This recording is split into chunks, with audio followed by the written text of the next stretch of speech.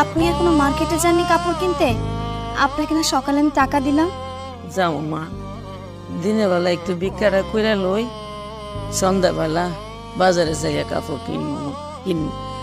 এই, তোমাকে আমি ওনার কথাই বলছিলাম না যে ওনাকে না আমার খুব চেনা চেনা লাগছে?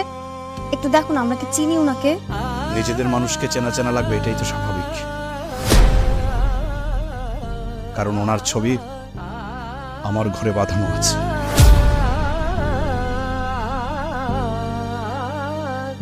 তার মানে উনি তোমার মা, যে এখন ভিক্ষা করতেছে?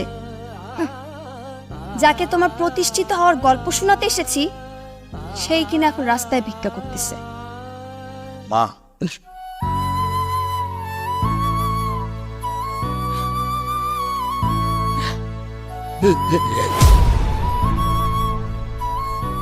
মা দাঁড়াও। কোথায় যাচ্ছ তুমি? আমি তো তোমার সাথে দেখা করার জন্যই আসছি। তুমি আমাকে চিনতে পারছো না? বাবা রে, তুই আমার তুই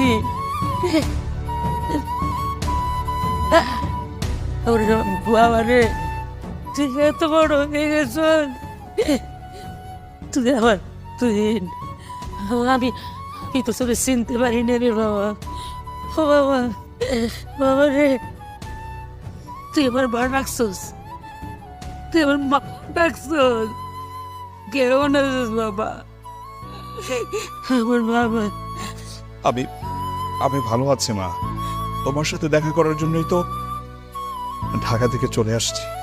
কিন্তু তোমাকে যে এই অবস্থায় দেখবো আমি আমি আমি কখনো ভাবতেও পারিনি মা, কখনো ভাবতেও পারিনি। তাহলে আজ আমি আপনাকে একটা গল্প শোনাই, যে গল্পের শেষ লাইনটা আপনি বলবে।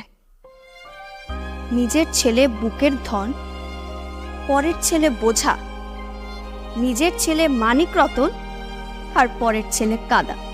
আর কই থাকবো না মা, আর আমার শরম দিও না, আর কই থাকবো না। আমার হাতে ছাইরা দে মা, ভাব এই অবস্থা তোমার কিভাবে হলো? আমাকে আমাকে সবকিছু খুলে বলো মা। আজ থেকে 7 বছর আগে আমার পেটের বলা আমার বাড়ি থেকে বাইর করে দিছে। তুমি আমাকে সত্যি করে বলো তো, তোমার সাথে কি কি হয়েছে? সত্যি করে বলো।